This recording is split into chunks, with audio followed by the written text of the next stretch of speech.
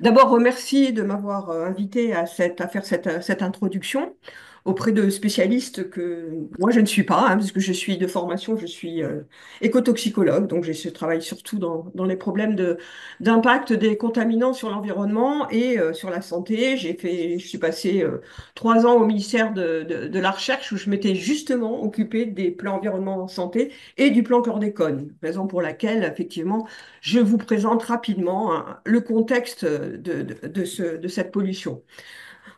Bon, je pense que vous le savez tous, hein, la chlordécone, c'est un pesticide organochloré que l'on va retrouver partout sur les deux îles, Martinique et Guadeloupe, et qui a été utilisé pour le traitement des bananes, notamment entre 1971 et 1993.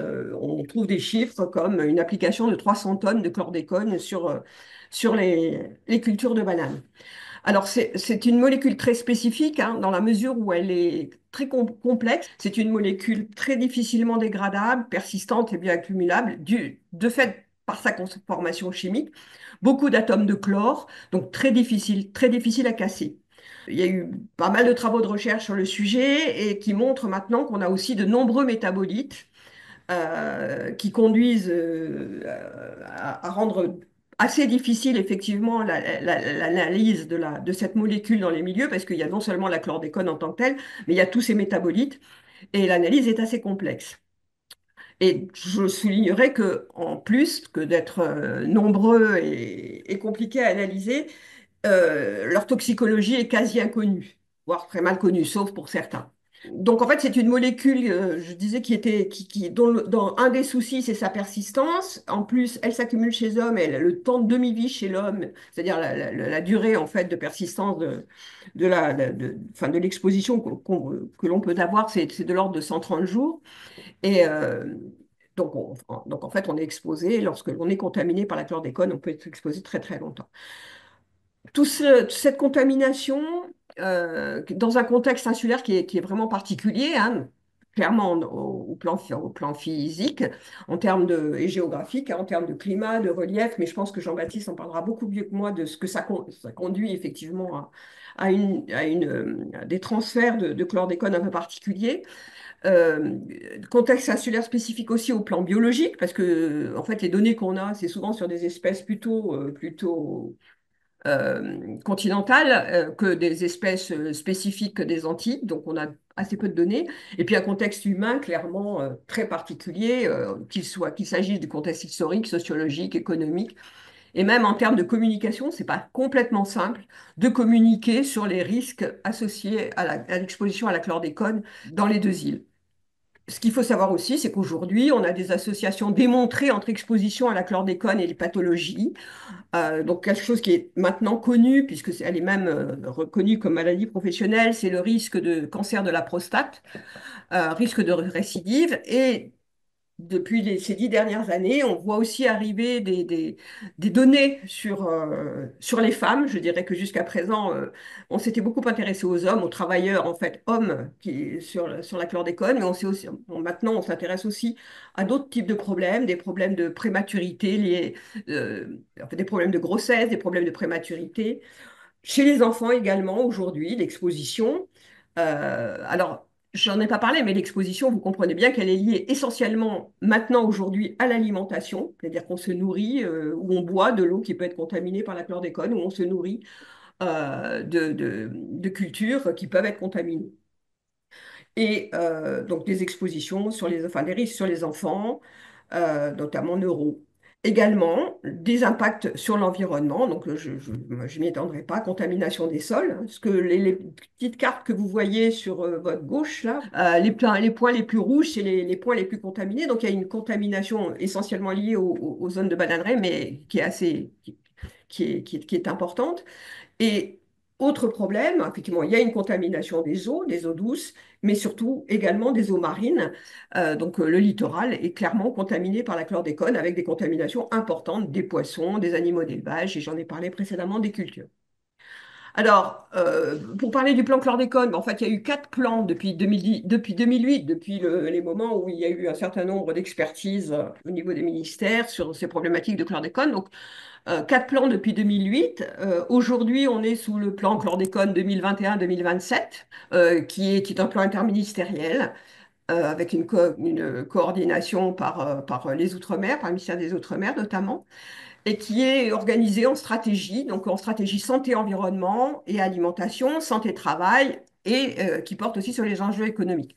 Bon, je ne rentrerai pas dans les détails du plan lui-même. Ce qui nous intéresse plus, nous, c'est les stratégies en fait transversales, notamment la stratégie recherche. Donc, il y a un budget pour la recherche qui n'est pas négligeable. C'est le ministère de la Recherche qui est pilote de cette stratégie. Et il y a un certain nombre d'actions au sein de ce plan qui portent sur la gouvernance, sur les appels à projets. Et par exemple, comment dire, les infrastructures de recherche comme un observatoire peut tout à fait bénéficier de financement de la recherche dans ce cadre-là. La partie recherche du plan, elle est pilotée par ce qu'on appelle le comité de pilotage scientifique national interdisciplinaire, parce qu'en fait, il regroupe les sciences de l'environnement, les sciences humaines et sociales, la médecine, la santé publique. Voilà. Il y a d'ailleurs deux volets à cette gouvernance, un volet, je dirais, national et un volet local. Je vous ai présenté ici une feuille de route des actions de recherche depuis 2021. Alors, tout ne vous intéresse pas ici, quoique les appels à projets, ça peut tout à fait vous intéresser, qui ont eu lieu en 2022. Et on espère, enfin, il est espéré un nouvel appel à projet en 2025 sur les problématiques de pollution à la chlordécone de manière très très large, que ce soit environnement, santé, sciences humaines et sociales. Et là-dedans, il est bien noté une action qui s'appelle l'Observatoire OPAL, euh, en 2021, quand le plan est sorti, je dis on parce que j'ai participé à sa rédaction, on attendait en fait que se poursuivent les travaux qui avaient été mis en place sur les deux bassins dont vous parlera, je pense, Jean-Baptiste, mais surtout qu'il y ait un élargissement aux zones côtières, qu'on commence à avoir plus de données, de transfert de cette pollution et sous quelle forme vers les eaux marines. Et je conclus donc ma présentation en vous disant que Opal, en fait, c'est un observatoire et un outil de recherche, et qu'il est attendu en fait sur la connaissance des processus de transfert des sols contaminés vers les eaux douces vers la mer, sur la qualification spatiale et temporelle de l'exposition à la chlordécone, mais pas que la chlordécone, également ses métabolites. On espère, je dis on toujours, parce que de mon passé au ministère de la Recherche, que cet observatoire puisse aussi nous renseigner sur autre chose que la chlordécone, et en particulier sur tous les autres pesticides et autres polluants qui vont être présents dans les eaux de surface et les eaux souterraines antillaises. Et je ne sais pas si ce terme vous connaissez, mais sans doute nous permettre de mieux connaître en fait ce qu'on appelle l'exposome, et plus spécifiquement l'exposome antillais. Et l'observatoire on peut espérer que ça devienne en fait un support de recherche interdisciplinaire au sens One Health, c'est qu'en fait autour de ces bassins qui sont expérimentés, enfin qui sont instrumentés et qui sont expérimentaux, on voit s'agglomérer un certain nombre de disciplines pour aller vers une meilleure connaissance un peu des problématiques qui soient environnementaux, mais qui soient aussi sociaux. Voilà ce que je voulais vous dire au sujet pour introduire le propos de Jean-Baptiste, et je laisse la parole à mon collègue. Je me présente rapidement, je suis Jean-Baptiste Charnier, je suis hydrogéologue au BRGM à Montpellier et dans une unité mixte de recherche UMR qui s'appelle Géo à Montpellier, et une partie de mon activité porte sur les problèmes de contamination des eaux et notamment des eaux souterraines aux Antilles par les pesticides. Et donc aujourd'hui, je vais vous faire un focus sur la chlordécone, que la contamination des eaux, notamment par la chlordécone, sont un vecteur important pour mieux comprendre justement l'exposome et globalement les différentes expositions de la biodiversité, des hommes au sein du territoire antillais. Il faut bien voir sur la chlordécone, c'est que c'est une contamination historique. C'est-à-dire que l'application, elle a duré une vingtaine d'années, entre 50 et 30 ans. Donc depuis, on n'a plus d'application. D'accord? Donc tout ce qu'on retrouve aujourd'hui dans les sols et les eaux, après dans les aliments qui poussent sur les sols contaminés, sur la faune et la flore, etc. Donc tout ça, c'est issu d'applications qui sont passées. Donc, on n'a pas de remédiation au sens de pratique actuelle. Les seules remédiations qu'on va pouvoir faire, ça va être de la dépollution, par exemple. La chlordécone, elle a des propriétés assez particulières, c'est qu'elle a une faible biodégradabilité et une très forte capacité de rétention dans les sols. Et en fait, ça va faire qu'on a une rémanence très importante de la molécule et des stocks très importants au niveau des sols, très longtemps après son application. Alors en 2009, il y a une première étude de l'INRA qui montrait, c'était le premier modèle de lessivage de la molécule qui annonçait des demi-vies, en gros, donc une notion de persistance de la molécule dans les sols de plusieurs centaines d'années. Et plus récemment, le CIRAD a proposé une demi-vie plus courte, alors qui règle pas le problème à l'échelle d'une génération, mais en tout cas qui revoit à la baisse, donc qui nous dit qu'on aurait probablement une baisse plus rapide du stock de chlordécone dans les sols. Alors, cette étude ne fait pas consensus, mais en fait, l'idée, c'est de se dire que on est sur une molécule assez particulière qui a une très forte rémanence. Finalement, elle est peut-être pas aussi rémanente qu'on lui dit, mais ça, à la limite, c'est presque secondaire. L'idée, c'est de se dire qu'avec ses propriétés de forte capacité de rétention et faible solubilité dans l'eau, bah, finalement, on la retrouve quand même dans les eaux. Vous allez voir qu'on la retrouve dans les eaux à des teneurs qui sont très très importantes. Et en fait, ça, c'est lié au climat tropical humide des Antilles françaises. Donc, en fait, qui amène des pluies très, très importantes. On a des pluies efficaces qui sont de plusieurs milliers de millimètres par an. Et on a des sols et des roches, des réservoirs qui peuvent être très perméables. Donc, en fait, on peut avoir des flux très importants, ce qui fait que les sols sont fortement lessivés. On peut avoir des transferts très importants en profondeur. Donc, bien que la mobilité de la chlordécone soit faible, en fait, elle n'est pas nulle. Et le taux d'application a tellement été important, c'est ça qu'il faut voir, c'est que ça a été appliqué à des doses faramineuses. Bon, en fait, par le peu qui est mobile suffit à contaminer les eaux de manière très importante. Le débit de base des rivières est alimenté par les eaux souterraines. Et on peut avoir en rivière des concentrations qui peuvent monter à plusieurs microgrammes par litre, donc uniquement pour la chlordécone sans parler de ses métabolites. Donc sur le graphique à gauche, en fait, on voit un suivi, c'est un suivi sur les eaux de surface de la rivière Pérou. Donc on parlera des observatoires tout à l'heure, des observatoires de la chlordécone. Et sur l'axe des X, vous avez le débit et sur l'axe des Y, vous avez la teneur en chlordécone. Et on voit une relation inverse, débit-concentration, qui montre que plus vous avez un débit faible, donc plus vous êtes en étiage, et plus vous avez une concentration forte en chlordécone. Donc ça montre bien que c'est les eaux souterraines qui sont le vecteur principal de la chlordécone vers les surfaces. Autre élément en lien avec les eaux souterraines, il y a les eaux de surface, mais il y a aussi les eaux littorales, dans le sens où on peut avoir des sources qui sont directement, alors soit en mer, soit très proches de la mer, comme vous le montre là ces deux photos. Il faut savoir que c'est aussi des sources qui peuvent être utilisées par la population, hein. Le fait qu'il y ait des tuyaux, etc., on va aussi utiliser par des gens. Justement, sur la pollution marine, donc on commence à avoir des résultats de nos collègues de l'IFREMER et de l'Université des Antilles. On a une concentration là qui est de mer de plusieurs dizaines de nanogrammes par litre. Et ce qu'il faut savoir, c'est que ça, derrière, forcément, ça engendre une contamination de la biodiversité, des habitats, de la faune, etc. Donc ça, c'est les enjeux liés à l'eau souterraine comme vecteur de dispersion de la molécule vers les eaux de surface et vers les eaux marines.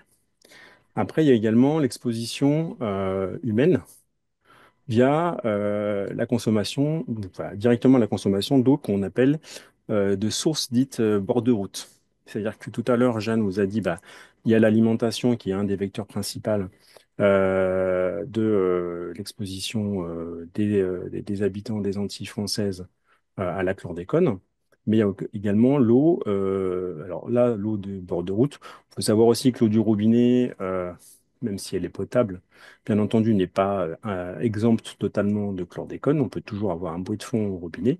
En tout cas, dans un contexte où on a beaucoup de coupures d'eau, on a, selon les communes, en Martinique et en Guadeloupe, il y a plusieurs jours, des fois par semaine, où on a des coupures d'eau, on a forcément une consommation de cette eau comme palliatif, parce que là, pour le coup, elle est gratuite et des sources, il y en a un peu partout, et notamment même dans des bourgs. Là, la photo à droite, c'est dans la ville de Capesterre-Belle-Eau, en Guadeloupe, au milieu du parc. Et donc, on voit bien que c'est aménagé avec des bidons pour aller prendre de l'eau. Et là, les concentrations sont beaucoup plus élevées que dans les autres surfaces. Vous voyez qu'on peut avoir des concentrations jusqu'à 10 microgrammes par litre. Donc, hein, on est à 100 fois la norme de potabilité. Globalement, l'objectif de ma présentation, c'est de présenter rapidement des avancées récentes sur une caractérisation de la contamination des eaux souterraines. Donc, on va regarder de quelques éléments de variabilité spatiale et temporelle de la contamination. Et puis, des premiers résultats sur un bilan chlordécone au sein des principaux compartiments dans le continuum terre-mer.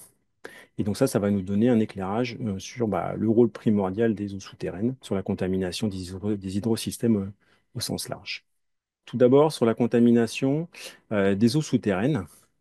Euh, on a beaucoup travaillé sur l'analyse du ratio métabolite sur substance active. Quand la molécule était appliquée, donc c'était les produits commerciaux s'appellent la képone ou le curlone, donc ils contiennent évidemment la substance active qui est la chlordécone, mais également une très faible dose de chlordécone 5-béhydro qui s'avère être également un métabolite, un des nombreux métabolites de la chlordécone. Ça veut dire que dans les molécules appliquées, dans les produits appliqués, vous avez un ratio chlordécone 5-béhydro sur chlordécone, donc métabolite sur substance active, qui est très faible, qui est de l'ordre de moins d'un pour mille. Ce ratio, évidemment, il va changer au cours du temps parce que vous allez avoir, même si la dégradation est faible, c'est ce que je vous ai dit en introduction, elle n'est pas nulle. Et puis maintenant, ça fait quand même 30 ou 50 ans que les molécules ont été appliquées. Donc en fait, vous allez avoir une augmentation de ce ratio. Donc ça va être intéressant pour mieux comprendre les transferts, parce qu'en fait, l'analyse de ce ratio va nous faire poser des hypothèses sur justement les temps de résidence au sein des aquifères. Sur cette diapositive, vous avez grand nombre de points d'eau de surface et d'eau souterraine. Alors c'est principalement des eaux en Martinique oui, en Martinique. Et donc en bleu, vous avez les eaux de surface, en vert, vous avez les eaux souterraines. Sur l'axe des X, vous avez la chlordécone, hein, c'est une échelle log. Et sur l'axe des ordonnées, vous avez la chlordécone 5B hydro, donc son métabolite. Pour information, j'ai reporté la limite de potabilité, juste pour donner un peu une illustration, au fait que comme on a des points plutôt à droite par rapport à cette limite-là en rouge, on a quand même des eaux qui sont quand même bien chargées en chlordécone. Et ce qui est intéressant, ce qu'on voit, c'est que globalement, en moyenne, on voit que les eaux souterraines sont plus contaminées que les eaux de surface. Si maintenant on regarde, parce que ce graphique 5D versus chlordécone nous permet de regarder où se positionnent les points de ces eaux par rapport au ratio dont je vous ai parlé tout à l'heure. Donc le ratio qu'on appelle képone, c'est le produit commercial, un des deux produits commerciaux qui a été appliqué. Et puis le ratio sol en orange, ça c'est issu de la littérature, c'est un grand screening qu'a fait le CIRAD. On voit que la plupart des eaux se situent dans une zone de ratio qui est comparable au sol, ce qui peut paraître assez logique, mais on voit quand même qu'on a certaines eaux souterraines qui comportent un ratio qui est plus faible et qui est comparable justement à celui de la képone. Donc en fait, en bas à droite. Donc on va aller un petit peu regarder ces points-là. Alors pour regarder ces points-là, ce qu'on a fait, c'est qu'on a travaillé en lien avec la datation des eaux et donc pour avoir des notions de temps de résidence au sein des aquifères. Alors pour ça, on a utilisé les gaz dissous anthropiques. Alors je dis on, c'est vrai que j'ai oublié de préciser en début d'introduction. Bon, c'est moi qui parle sur ce webinaire, mais c'est des travaux qui ont été faits avec de nombreuses personnes, notamment des gens donc, de l'unité du BRGM de Montpellier et des géochimistes. Donc là, c'est des travaux avec mon collègue Bernard Ladouche qui a travaillé sur les gaz dissous anthropiques, ce qui donne une information sur le temps de résidence des eaux et sur la période de recharge des aquifères. Donc pour ça, il faut des modèles de transfert. Donc par exemple, on a un modèle piston, comme vous avez à l'écran, hein, et donc ça, ce qui est assez fréquent en milieu volcanique, avec des empilements de coulées. Et en droite, vous avez sur le forage, vous avez les années de recharge apparentes qui ont été estimées à partir des analyses géochimiques de datation. Donc ça, c'est en X. Et en Y, vous avez en haut la teneur en chlordécone et en dessous le ratio 5B sur chlordécone en orange. Et vous voyez que globalement, ce ratio a l'air d'augmenter depuis les années 90 jusque vers les années les plus récentes. Après, on n'a pas beaucoup de points, mais les quelques points nous montrent ça. Sur un autre forage, fromager, donc il y a un autre modèle de transfert qui est plutôt un modèle de mélange qui, on va plus conceptuellement plus proche d'une nappe libre. On a des fonctionnements un petit peu différents. On a des ratios qui sont globalement beaucoup plus forts. Dans les deux cas, ce qui est quand même intéressant, c'est qu'on voit bien que pour certaines des valeurs les plus importantes, on a souvent des ratios qui sont 5B sur chlordécone qui sont très très faibles et qui se rapprochent du ratio du produit commercial. Donc en fait, on voit que certaines eaux infiltrées dans les années 70-80 avaient déjà une concentration très élevée en chlordécone. Ça veut dire qu'en termes d'exposition, on peut imaginer que dans certains cas, on avait une exposition qui était déjà potentiellement très élevée pour certains types de masses d'eau. Enfin, par rapport au graphique que je vous ai présenté tout à l'heure, ça permet d'avoir un petit peu une première clé d'explication de la localisation de ces points d'eau souterraine vers ce ratio qui est très faible et qui est en général associé à des concentrations très élevées. Maintenant, si on regarde un petit peu, par exemple, des suivis d'eau souterraine sur des eaux qui sont dans un ratio plus proche de celui du sol, donc ça, c'est des travaux qui ont été faits avec des collègues du Bergem de Martinique, où on a un suivi assez régulier de la chlordécone et de son métabolite, la 5B. Donc là, vous avez sur ce graphique, par exemple, vous avez en haut la pluie et le niveau piézométrique, en dessous la chlordécone en noir, son métabolite, la 5B hydro en bleu, et tout en bas, bah, le ratio calculé. Et en fait, si on regarde un petit peu, si on fait donc le graphique de gauche, c'est des corrélations croisées avec en entrée la pluie et en sortie soit la piézométrie, soit la chlordécone, soit la 5B, soit le ratio. Donc là, le code chlore que vous avez associé sur la légende. Là, on voit qu'au moment où on a une montée piézométrique, en fait, on a un pic de pluie, une montée piézométrique, on a une augmentation de chlordécone mais aussi une baisse du 5B et donc du ratio. Et ça veut dire que pendant les périodes de recharge, les périodes les plus humides, on va plutôt avoir une sollicitation d'eau qui sont plus anciennes. Donc là, on peut se dire que ce forage, il va fonctionner peut-être plus comme un modèle avec piston, en sollicitant des eaux qui sont plus anciennes au moment des épisodes de recharge. Ce n'est pas forcément le cas de tous les forages, mais ça, c'était un exemple de saisonnalité qu'on pouvait observer. Cette temporalité donc plutôt saisonnière. Avec des collègues du Bergem d'Orléans, on a regardé également les tendances interannuelles sur différents forages, toujours en Martinique, où on a des suivis, parce qu'on a des suivis DCE depuis pas mal d'années, donc c'est les chroniques les plus longues qui sont à disposition. Donc en fait, pour chaque forage, donc chaque ligne de ce tableau, vous avez un forage, vous avez là dans le tableau rapidement, vous pouvez regarder des histogrammes qui illustrent un peu les différences donc vous avez la chlordécone en gris, vous avez la 5B en bleu, vous avez le ratio en jaune. Et on va faire des calculs de tendance pour chacun de ces forages. Donc, par exemple, on peut avoir des tendances à la baisse, c'est-à-dire on détectait avant 2015 sur cet exemple-là, de la chlordécone, puis après on passe sous les radars, en tout cas sous la limite de quantification. Sur cet autre exemple, on a plutôt une augmentation de la chlordécone. Donc, depuis un suivi sur les années dans les années 2000. Et donc, quand on fait une petite synthèse, et donc avec à partir de tests de tendance monotone, Hitman Kendall, on voit qu'on a une absence de tendance significative sur la plupart des sites. Ça veut dire que globalement, les niveaux enfin, les eaux sont contaminées et pour un moment, parce que ça bouge pas. Donc ça baisse pas, mais ça bouge pas non plus. Mais alors pour les nappes les moins contaminées, donc c'est-à-dire pour de la chlordécone inférieure à 0,2 microgrammes par litre, on note tout de même une baisse de chlordécone. Ça, c'est pour 2 points. Et pour les nappes les plus contaminées, on note une augmentation de chlordécone. Ça, c'est pour 2 points également qui est associé à une baisse de la 5B hydro et donc du ratio. Donc globalement, ça veut dire que malgré la détection de tendance à la baisse, on voit que la contamination chronique, elle perdure, et puis que localement, elle peut même s'aggraver dans certaines régions, peut-être les plus exposées. Alors ça, c'est en lien avec ce qu'on vient de voir. C'est un travail qu'on a fait avec des collègues du CIRAD à l'échelle de la Martinique. C'est-à-dire que là, vous avez une carte de la Martinique, vous avez en gris la localisation des bananeries historiques. Et tous les points que vous avez, donc les points, les carrés, ce sont des eaux de surface suivies par l'Office de l'eau. Les étoiles, c'est les eaux de terrain suivies principalement par le BRGM. Et vous avez un code couleur sur les niveaux de contamination, donc entre 0,1, 0,5 et 2 microgrammes par litre avec du vert, du orange et du rouge.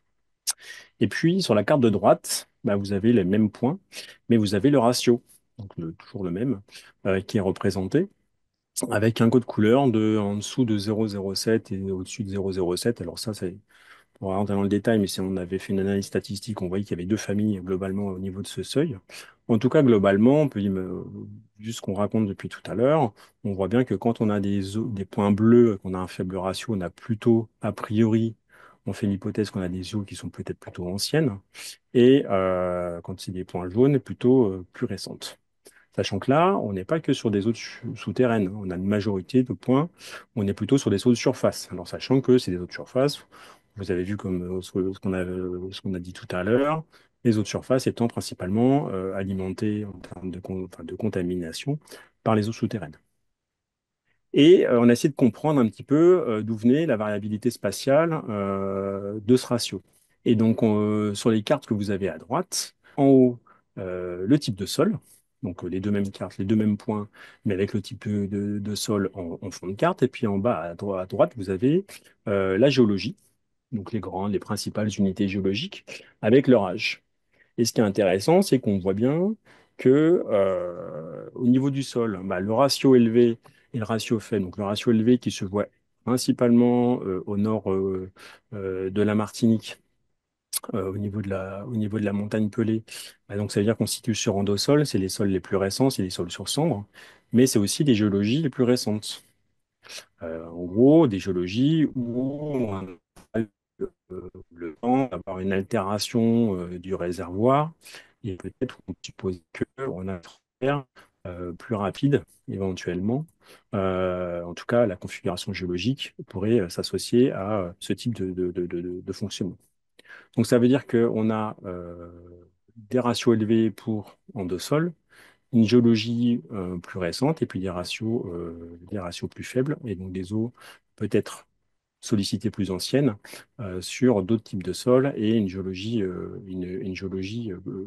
plus ancienne. Ça nous a permis de proposer un premier schéma, un premier modèle de fonctionnement du lessivage, donc plutôt au niveau du sol. Hein. Ça veut dire que l'idée, c'était de se dire, on voit bien qu'on a une évolution du ratio au niveau spatial, au niveau temporel, ça veut dire qu'on a une diminution de la chlordécone. Donc, cette baisse de chlordécone, elle est fonction de la capacité du sol à retenir la molécule, du stock initial évidemment, et puis du drainage. Donc, je ne rentre pas dans le détail, mais on a fait des simulations avec deux types de sols et on simule des courbes de lixiviation, donc de lessivage en français, du sol, de la 5B et du ratio. Donc, par exemple, sur le premier sol, qui est les endosols, c'est les traits pleins. On a donc une lixiviation de la chlordécone qui part du point de à peu près 2. Donc, on est sur un stock à peu près de 2 milligrammes. On a une diminution peut-être de ce stock au cours du temps. On a une production, c'est la courbe rouge de 5B, vu qu'on dégrade la chlordécone, et le ratio qui en résulte, c'est la courbe verte, qui finit par plafonner au bout d'un certain temps. Et puis si on change de type de sol avec d'autres propriétés, là je ne rentre pas dans le détail, c'est les tiretés, où on a des courbes qui sont similaires, qui ont les mêmes formes, après avec des amplitudes qui peuvent être différentes. Donc à partir de là, on a proposé ce petit schéma conceptuel du transfert dans les hydrosystèmes volcaniques.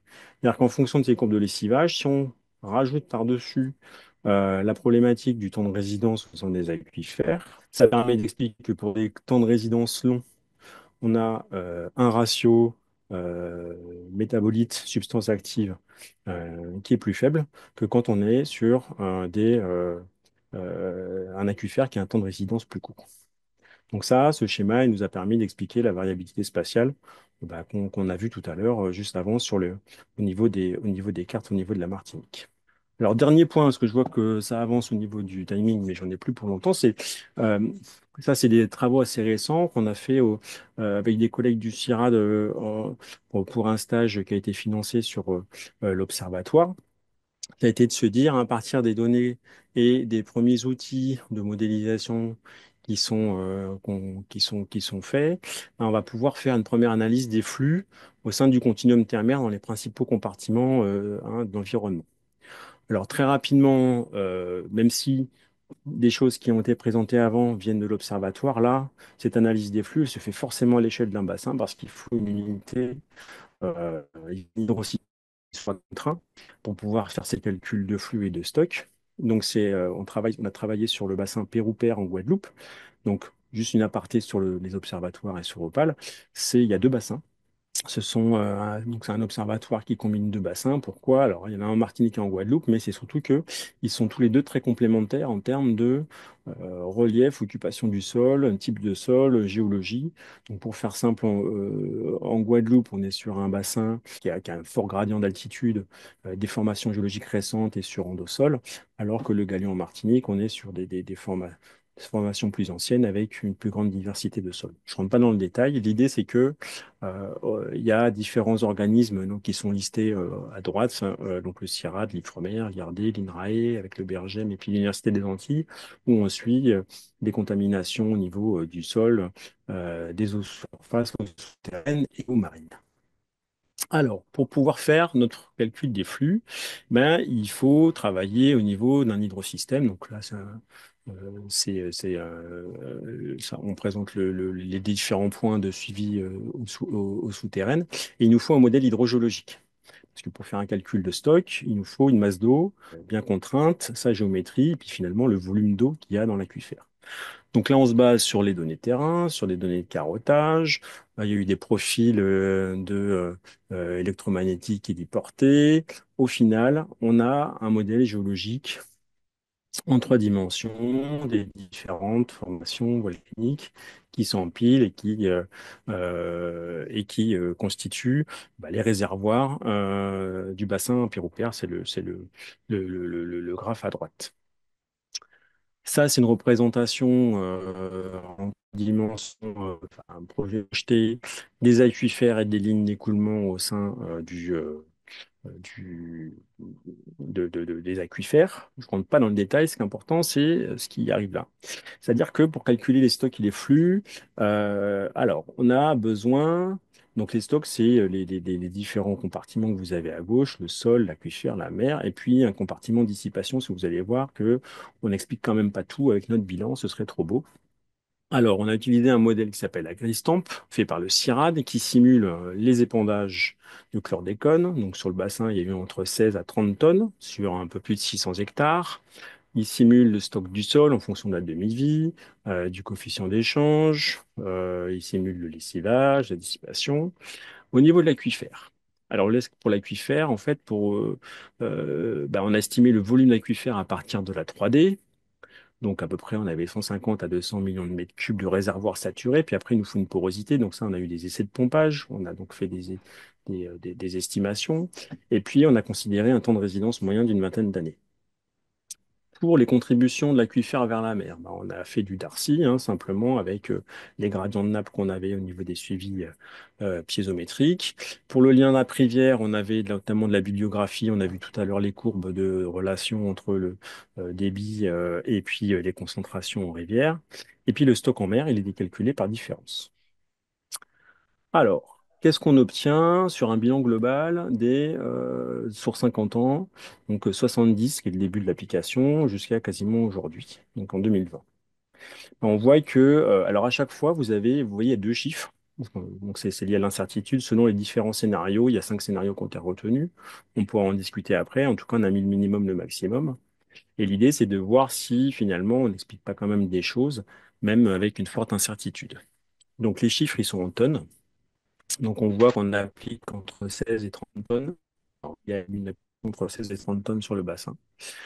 Que le stock de sol, bah forcément, il varie beaucoup selon les différents scénarios, quasiment entre 1 et 3,5 tonnes. Qu'il y a un stock dans l'aquifère qui est à peu près équivalent. Donc ça, c'était la première surprise, c'est que finalement, on voit qu'aujourd'hui, eh ben, le stock dans l'aquifère, il est de le même ordre de grandeur que celui du sol. Et que en mer, eh ben, on a un stock qui est beaucoup plus important. Ça veut dire que ça, c'est cohérent avec des choses qu'on se pose depuis en tout cas un moment, mais qui n'avaient pas été forcément encore bien démontrées. C'est que bah, le déstockage du sol, il se fait vers les nappes principalement, et des nappes vers les rivières et la mer directement. Et en fait, il se fait essentiellement vers la mer. Donc le stock principal de chlordécone serait maintenant déjà en mer et peut-être depuis un moment. Ça, c'est le premier résultat au niveau du bilan global. Puis après, on s'amusait à faire un bilan par décennie, par décade. Donc là, vous voyez, donc vous avez le même graphique reproduit sur les différentes décennies 80, 90, 2000, 2010, 2020. Il a fallu contraindre un peu le modèle et on a choisi des contraintes en maximisant, on va dire, les propriétés sur le type de sol qui est le plus contaminé, c'est-à-dire les endosols. Au niveau de l'aquifère, on voit que le bilan, enfin, on a contraint le modèle pour avoir quelque chose de cohérent avec l'estimation du modèle 3D.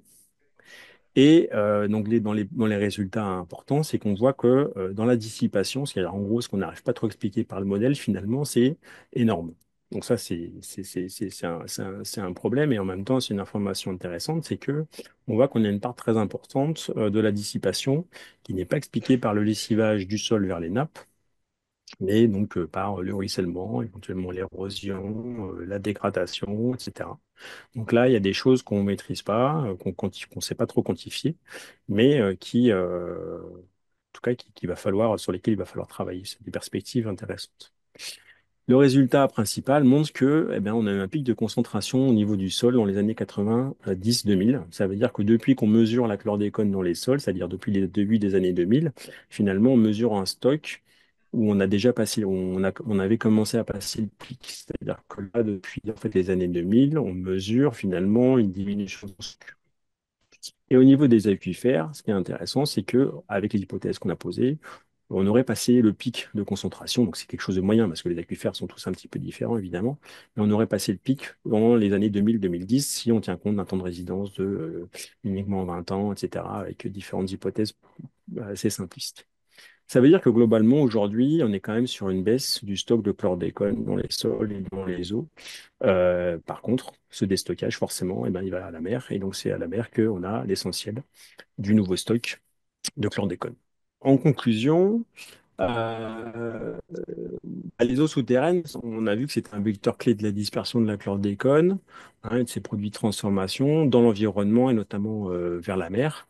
Et ça, donc, des résultats assez nouveaux, c'est que finalement, quand on dit bah, le stock de chlordécone, il est dans le sol, oui et non, c'est-à-dire que il n'est pas que dans le sol, il est dans le sol, il est aussi dans les aquifères, et puis il est aussi beaucoup dans le milieu marin maintenant et que l'exposition humaine, donc bah, via les eaux souterraines et les eaux de surface qui en dépendent, elles étaient déjà probablement très élevées il y a une trentaine, quarantaine, voire cinquantaine d'années. Et elle le sera encore pour un moment parce que le déstockage, il est quand même lent. Même s'il y a un déstockage, il est quand même lent et donc il y en aura pour plusieurs décennies. Et en termes de perspective, bah, l'idée, d'utiliser, c'est de bien mettre en avant le rôle de ces eaux souterraines. Donc là, j'ai mis deux idées, mais après, c'est à discuter. C'est sur les cartographies de risque d'exposition des écosystèmes, sur le lien eau et santé, et notamment sur les études croissantes de cancérologie et de contamination des sols et des eaux. Et bah, pour ça, il nous faut effectivement des observatoires. Pourquoi? Parce que c'est avec des observatoires, avec un suivi continu, qu'on peut faire des analyses de tendance, on peut travailler avec différents organismes sur les différents compartiments de l'environnement. Et on voit que ça, c'est primordial pour bien comprendre la contamination des écosystèmes. Voilà, je vous remercie pour votre attention. Oui, voilà, je me posais la question, on peut mettre peut-être de la part de chlordécone qui a été exportée en dehors des îles, hein, qui n'est plus dans le système, sur les régimes de bananes commercialisés. Alors, est-ce que c'est significatif? Est-ce que c'est anecdotique? Voilà. Alors, si je dis pas de bêtises, on retrouve pas de chlordécone dans les bananes parce que la chlordécone dans les plantes, on va dire, elle va pas monter très haut dans la plante et donc les produits, les produits alimentaires qui sont les plus contaminés, c'est les légumes racines type igname, patate douce, giromon, etc. C'est ceux qui, on va dire, que sont assez bas, mais tout ce qui est en général fruitier, bananes, etc., sont indemnes de contamination.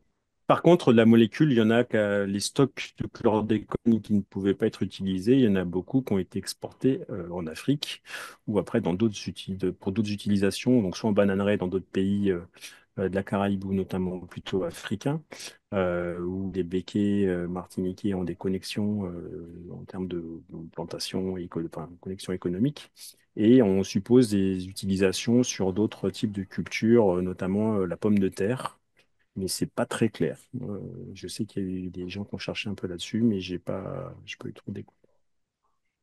Est-ce que quand tu parlais des stocks au moment de l'interdiction, est-ce qu'on est sûr que tous ces stocks ont été, entre guillemets, exportés ou... On est sûr que non, parce qu'on en a retrouvé justement un stock en Martinique dans un hangar, je sais plus quelle année, mais qui a permis justement de pouvoir analyser, parce qu'en fait on n'avait plus de stock, de pouvoir analyser donc un paquet de Kepon et de pouvoir justement avoir ce fameux signal du ratio. Bon, alors, voilà. Donc pouvoir ça a été et ce stock a été mis à contribution je crois de l'IRD et puis d'autres de l'Université des Antilles pour justement pouvoir avoir un signal d'entrée quelque part, hein. Donc non, c'est évident que tout n'a pas été après. Disons que quand il y a une interdiction, en général, il y a un temps pour vider les stocks. Je crois que c'est d'une année.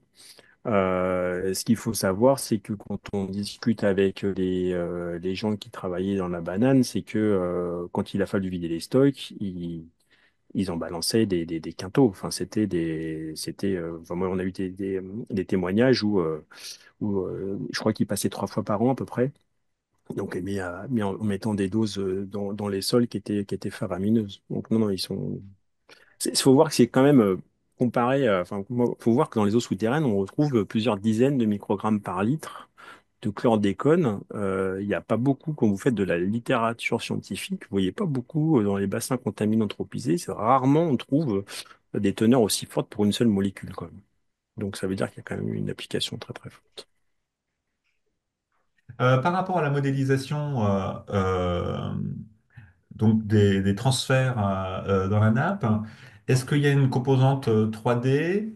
Et je me pose la question en fait s'il n'y a pas d'hypothèse du mélange sur toute la hauteur de nappe et des implications éventuelles que ça peut avoir sur la dynamique ensuite de transfert en rivière ou de restitution. C'est bien, c'est pour ça que je Ouais, parle ouais, pas pardon. trop de, Hmm. de modèles de transfert, mais plus de bilan quand on parle des stocks, parce que on utilise un modèle 3D de la géologie et de l'hydrogéologie pour calculer en fait le volume d'eau contaminée. Donc comme ça, on dit bah, les zones saturées, on connaît, on a des forages, on connaît leur teneur en chlordécone, on connaît le volume d'eau, de la masse d'eau. Donc on a une quantité de chlordécone, donc par exemple c'était plusieurs centaines de kilos d'eau dans les eaux souterraines au moment où aujourd'hui on a plusieurs centaines de kilos, donc ça c'est notre stock aujourd'hui. Après, donc ça on fait des grands bilans, puis on le fait à l'échelle de la décennie, donc on n'est pas du tout rentré dans un détail de transfert en fonction du type d'aquifère, d'une Oui, stratification des écoulements et tout ça, hein. Donc ça on n'est pas d'accord. du tout rentré Et, dans un modèle type distribué là-dessus. ok, oui, je comprends. Et alors, du coup, à partir de ces informations-là, est-ce que on a une idée de la permanence, en fait, finalement, de la chlordécone dans la nappe et le temps qu'il va falloir pour que les nappes se évacuent naturellement, soit en mer, soit par les rivières, à le chlordécone présent? Bah, ce qu'on sait, c'est que quand on mesure des temps de résidence, quand on fait de la datation des eaux, on a des eaux on a des aquifères, donc ça varie évidemment selon les aquifères, mais en gros de quelques années à 40-50 ans. Donc nous, on a pris une Mhm. moyenne de 20 ans. Mais en fait, selon les forages qu'on va avoir, leur localisation, le type de masse d'eau, est-ce qu'on est sur un aquifère libre captif, puis le type de la lithologie, etc., on a des choses qui peuvent un peu varier. Donc, en moyenne, on a quelques décennies en termes de temps de résidence. Donc, on sait que le stock aujourd'hui dans le sol, déjà, il va mettre bah, plus que ça pour être évacué par les nappes, Ouais. parce que ça Ah, reste ah. une moyenne. Un coefficient de retard, parce qu'ils s'absorbent aussi, probablement. Ouais, et nous, on suppose aussi que on pense qu'on sous-estime beaucoup aussi le stock dans la zone non saturée, parce que là, on a fait une estimation de la zone saturée, donc en disant tout mon réservoir de la zone saturée, donc il y a une porosité de quelques pourcents, etc. Mais on peut imaginer que toute la zone non saturée parce que non saturée, ça ne veut pas dire qu'il n'y a pas d'eau. Et là, combien de chlordécone il y a dans ma zone non saturée et combien de temps elle va mettre pour arriver à la nappe? Ça, c'est effectivement une bonne question. Par exemple, typiquement, le fait que sur certains fourrages, on a fait des tendances, on a vu une augmentation de chlordécone il y a quelques années. Alors, il faut refaire la tendance peut-être, mais l'augmentation de chlordécone, c'est-à-dire alors qu'a priori, dans le stock, au niveau du sol, on ne fait que déstocker. Ça veut bien dire qu'il se passe quelque chose dans la zone non saturée, qui met du temps, dans certains cas. Donc, il y a effectivement des choses. Là, il y a encore plein de choses. Là, c'est un bilan un peu grossier, mais bon, qui donne des éléments. Mais c'est sûr que si on regarde un peu dans le détail, il se passe plein de choses dans la zone non saturée, qui serait intéressant de regarder. Dans tous les travaux qui se font là sur les ratios CLD, CLD hydro, on part du principe que les comportements sont identiques entre la molécule mère et son métabolite. Oui, c'est une des limites. Alors, c'est pas la limite de Lupin. Utiliser la méthode, ça, on a le droit de le faire. C'est sûr qu'après, quand moi je fais dans le graphe, quand je superpose, il est où le graphe? Voilà. Ici, quand on superpose les eaux de surface et les eaux souterraines en disant bah, elles sont dans le domaine du ratio du Hein. sol, c'est sûr que en fait, on sait que les propriétés de rétention de la 5B sont quand même C'est pas différentes les de la mêmes. chlordécone. Hmm. Donc, bien sûr, D'accord, ça c'est aussi. Mais alors après, ce qu'il faut voir, c'est que euh, dans le modèle à la fin, dans le modèle de flux, donc le modèle Gristamp du CIRAD. Là, par contre, les coefficients d'échange, donc on n'a fait que la chlordécone. Mais ce qui serait d'accord, intéressant, ce serait de le faire avec la 5B. Et là, on pourra mettre des coefficients proches de ce qu'on mesure en colonne de sol, par exemple. d'accord. Et là, voir si on arrive à reproduire les choses qu'on fait. Puis il y a un autre point de Oui. limite que j'ai pas abordé et qui est quand même important, c'est aussi l'incertitude analytique. Voilà, C'est-à-dire en que fait, il faut voir que le labo, il nous donne une erreur de mesure de quasiment 25%. Alors, ça ne veut pas dire que ce qu'on a fait là, ça ne veut rien dire hein, du tout, mais c'est juste que nous, on l'intègre aussi dans nos simulations, dans les calculs de flux, etc., quoi. oui, ça faisait partie, c'était ma troisième question sur Ouais. l'incertitude Oui, oui, analytique. ça, Et, j'ai pas mais précisé parce ça, que, mais c'est vrai bon, que c'est. et en fait, Mais j'avais une question par rapport aux stocks chez les aquifères. Quand tu parles des stocks, c'est des stocks dissous plus particulières ou vous faites la part des deux? Alors, on considère qu'on n'a que du dissous dans le souterrain, même si on sait que c'est pas totalement vrai. Les particules dans le souterrain sont quand même.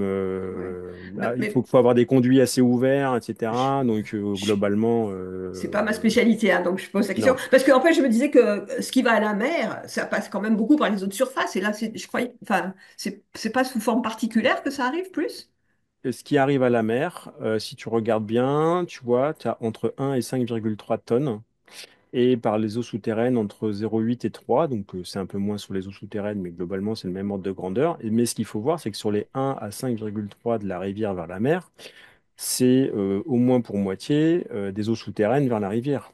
Il ne faut pas D'accord. oublier que l'essentiel de la contamination des eaux de rivière, c'est via les eaux souterraines. Donc en fait, finalement, les eaux souterraines à la mer, que ça soit directement ou par la rivière, c'est plus Je, important que les eaux de surface directement à ouais. la mer. Après, Je- ça ne veut pas dire que, et c'est là dans le fameux chapeau dissipation en haut à droite qui contient toutes nos incertitudes et puis des tonnes très importants. Aujourd'hui, toutes les mesures faites par les collègues de la surface, donc CIRAD, INRAE, bah, montrent que le ruissellement est peu contributeur. Mais on se pose des questions, par exemple, sur comment, si ça se trouve, au début, au moment où il y avait l'application de la molécule, peut-être que les premières phases de ruissellement, elles ont peut-être vachement lessivé la chlordécone et aujourd'hui, on n'est plus là pour l'observer. Ça, c'est quand même pas du tout impossible. Et en termes d'érosion, c'est pas majoritaire a priori, mais c'est aussi par phase. C'est-à-dire que quand vous avez des cyclones ou des grosses dépressions tropicales et que vous avez tous les sols qui ravinent, on peut imaginer qu'on a des grands flushs d'exportation de chlordécone. Et là, c'est quand même difficilement quantifiable. Voilà. Je faisais cette remarque parce que, en tout cas pour la contamination des eaux marines, pour répondre à une des questions, oui, on a des données dans les produits de la pêche, hein, c'est bien contaminé. Ouais. C'est en partie aussi par voie orale, en fait, par la nourriture ou par les particules que la contamination se fait. Voilà, il y a la voie branchiale, mais il n'y a pas que. Et une partie par les particules est Ouais, donc importante. et c'est Laurent qui pose la question sur les eaux marines. J'ai pas dans le chat. Alors moi, c'est pas trop ma partie. Ce que je connais des collègues qui travaillent donc sur l'observatoire sur le Oui, milieu je marin, c'est connais. qu'on a une variabilité de la contamination de l'eau de mer en fonction des périodes de suivi. Donc on a bien une variabilité saisonnière liée aux épisodes hydrologiques, etc. et marins, j'imagine. Après, je ne peux pas rentrer plus dans le détail sur le voilà. Et puis je crois ils en sont un petit peu au début.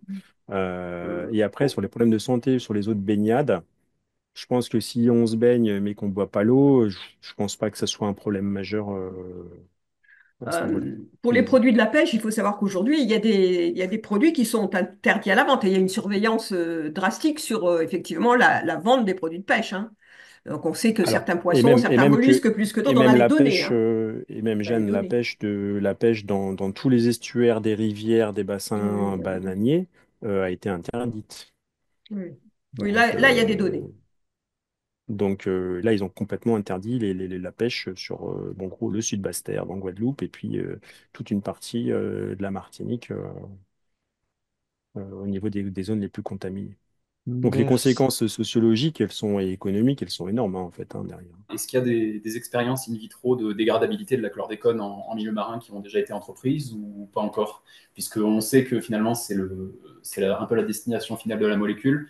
Est-ce qu'on a une idée de la période pendant laquelle elle va y rester ou est-ce que c'est encore un sujet un peu qui n'est pas exploré?